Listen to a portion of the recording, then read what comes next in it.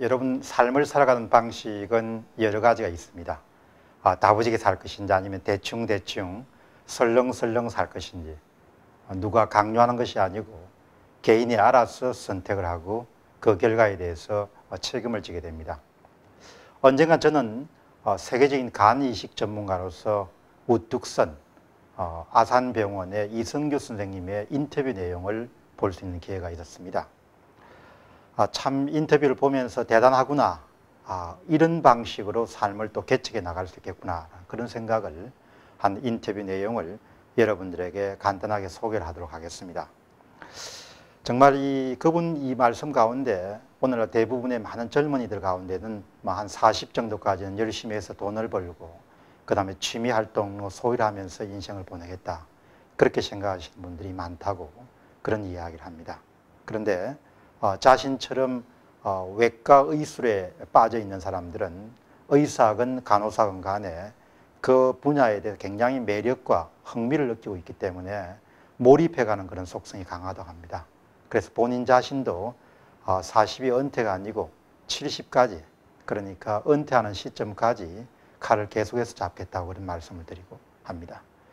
근데 미국 같은 경우는 머리가 허열 정도까지 그렇게 외과 의사로서 명성을 날리는 분도 많지만 한국은 대부분 50 정도가 되면은 직접 수술하는 것은 손을 놓는 그런 부분들이 대단히 안 좋은 습관이다. 이런 이야기를 지적을 하셨습니다. 70까지 칼잡이로서 자기 자신의 생을 걸겠다. 이것은 직업에 대한 대단한 그런 확신을 드러내는 이야기죠. 저는 그분의 말씀을 들으면서 이것은 직업에 대한 확신일 뿐만 아니고 직업을 예술의 경지까지 끌어올린 그런 사례구나. 그런 생각을 하게 됐습니다.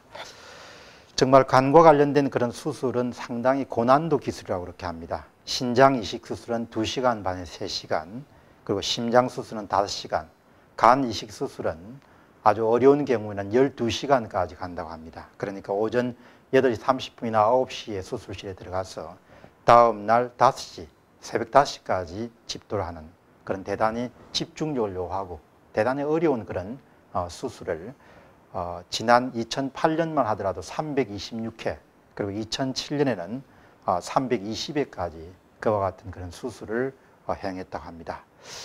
자, 그런데 그렇게 집요하게 자신의 분야에서 최고를 향해서 달려가는 그런 이성규 선생님과 같은 경우는 어떻게 그것이 가능했을까? 아마 그분 말씀은 본인이 무난하게 자신이 졸업했던 서울대 의대에서 의사직뿐만 아니고 교수직을 손쉽게 가질 수 있었다면 아무도 그렇게 집요하게 자신의 분야를 파고들지 않았을 것이다. 그렇게 이야기를 합니다. 그분은 은사를 따라서 고려대 의대에 몸을 담게 됐고 여차여차한 그런 이유로 말미암아서 영영 서울대로 다시 돌아가는 것이 어렵게 됐다고 합니다. 자, 이렇게 어려운 상황이 본인 앞에 펼쳐졌을 때 스스로 생각하시기를 실력으로서 승부를 걸어야겠다.